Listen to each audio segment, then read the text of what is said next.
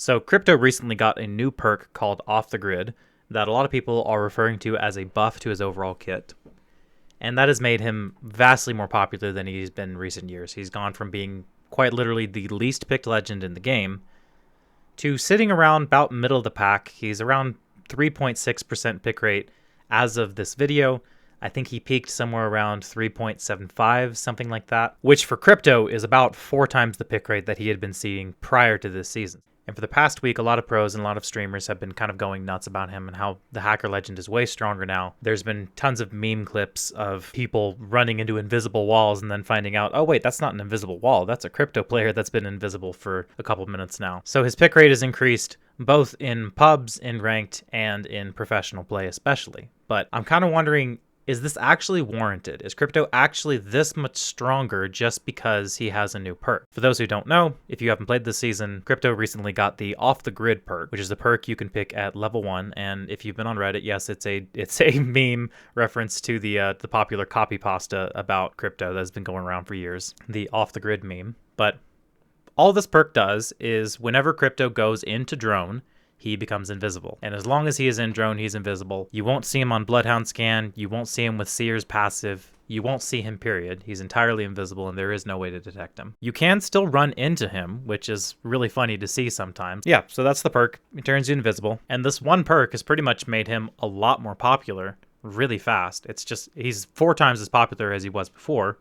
And I don't really know how popular he is in scrims and in pro play. I know they're preparing for a LAN that's coming up in Germany, and a lot of teams are trying him out in scrims before that. But Crypto has kind of always been a staple in the competitive meta, like ever since he was introduced. He's gone back and forth in popularity. He's never been extremely popular. There was a cheesy tactic that you used to be able to do like in the first year of the ALGS where you would pick Revenant, Crypto, and Octane. You would Crypto ult position to get rid of traps and make the enemies weaker. You would Rev Totem so that you could go in and not worry about dying. And you would Octane pad in right next to the Rev Totem so that you could get into the fight faster. And also when you died, you could just get right back in. It was just an extremely overwhelming, extremely cheesy way to fight.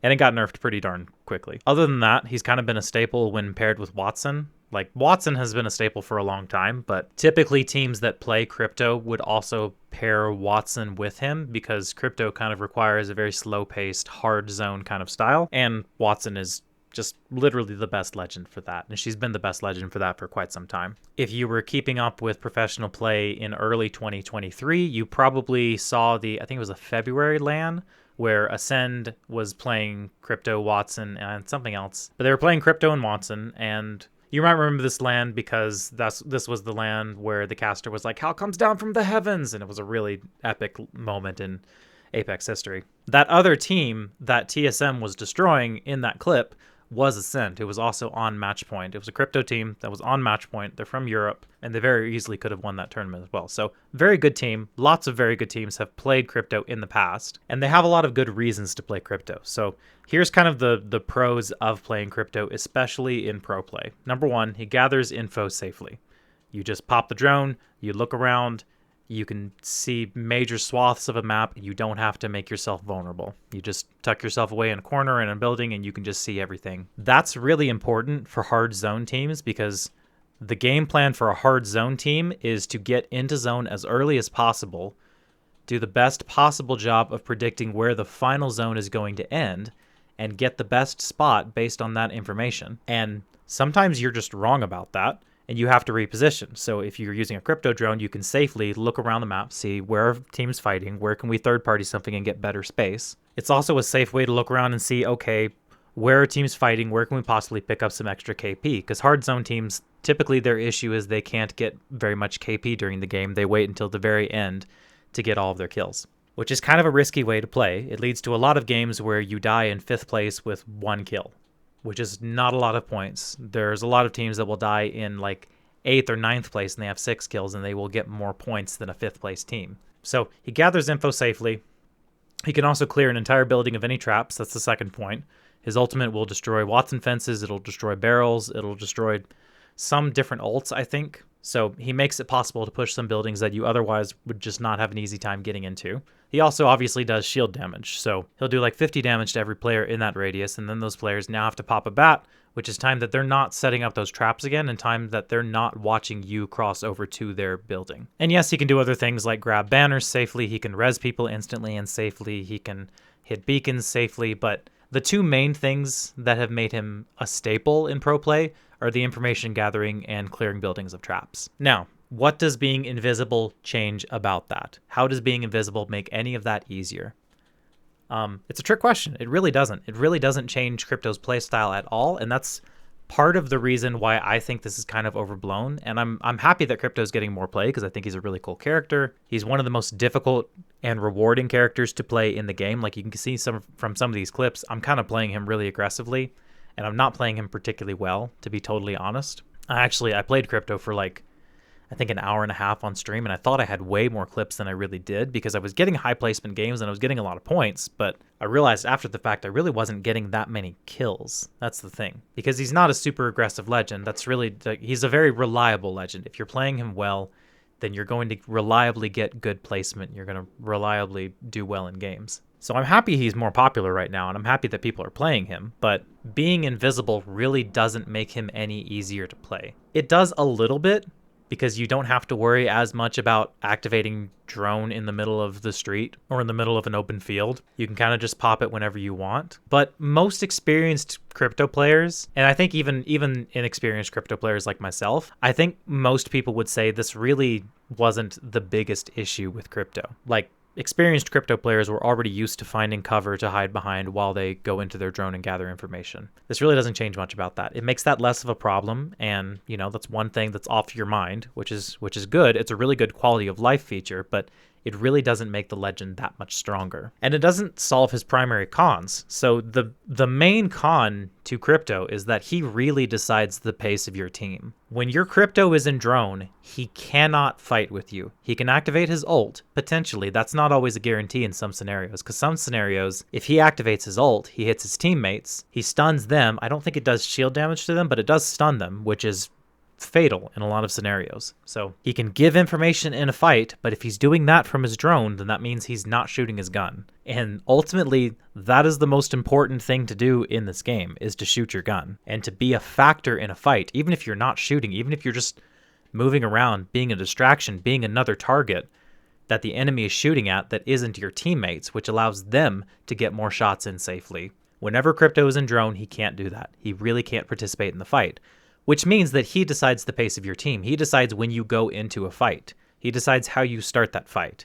If Crypto's not on board with you, that fight doesn't go well. Generally speaking, of course, there are scenarios where Crypto being in drone and your teammates fighting a 2v3 essentially is the best option. But generally speaking, most people would rather have a full 3v3 than have their Crypto be in a drone. So you want your Crypto to be deciding when you go into the fight. Usually that's because they fired their ult off, or they looked around, they're like, hey, this is the perfect time to third party or to take an isolated fight. For this reason, Crypto is most successful when played by IGLs, because your IGL is typically the person that is saying when we take fights. But yeah, being invisible really doesn't fix any of this. It doesn't hurt any of it, but it doesn't really fix his fundamental playstyle. His fundamental playstyle is really specific and really hard to master. So unless you make him absolutely busted, absolutely broken, overpowered, he's just never going to be the most popular legend. And to be honest, I think probably he's going to go back down in his pick rate. He might never go, I think he went below a 1% pick rate at some point. I don't know if he's ever going to be that unpopular, but he's still going to go back down to the bottom because he's a very specific kind of playstyle legend, and he's very difficult to master. Now, that being said, the Invis perk has made one part of learning Crypto easier. You no longer have to think about where you go into drone. Now, some of you who are playing ranked and are trying to get to a higher rank than you've ever been before, you might find that Crypto is exactly what you need. Like, the meta in ranked has always been to play more aggressive movement style legends, like Revenant, like Pathfinder, like Horizon. But if you're struggling with that playstyle and you're just trying to get to gold, or you're trying to get to platinum for the first time or something like that, you might find that Crypto's playstyle is exactly what you need to get to that next level without really changing too much about your playstyle.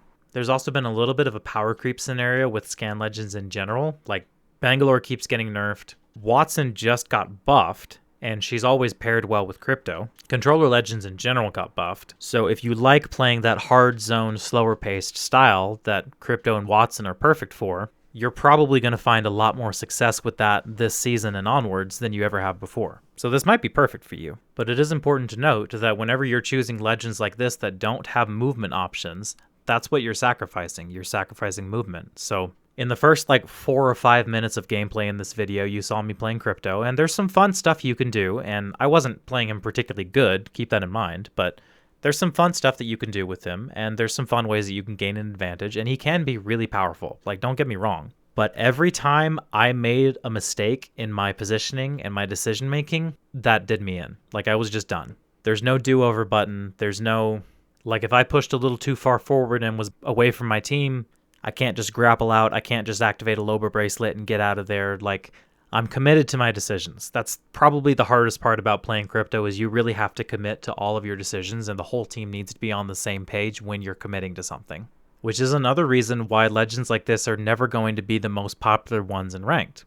They're not going to be the most successful ones in Ranked because they really don't do anything to help make up for your mistakes. They can elevate the good decisions you're making, but they can't make up for your bad decisions. So they can raise the ceiling of your performance by enabling you to make better plays than you've ever made before, but they don't raise the floor. And when it comes to ranking up and gaining points, it's raising the floor that matters a lot more than raising the ceiling.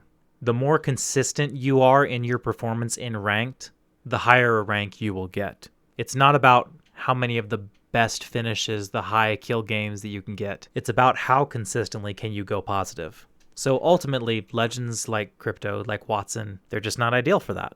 Still great legends.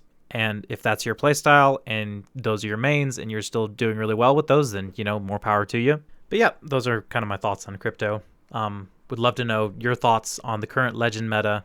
It seems Vantage is a lot more popular than she's been. How do you feel about that? Revenant is still a massive menace to the entire experience of playing Apex Legends. He's still really annoying to fight against, even if he's not overpowered, and I think he is, but he's still really annoying to play against. What do you think about that? Bangalore's been nerfed for the 3rd or 4th season in a row, and she is still one of the most picked legends in the game.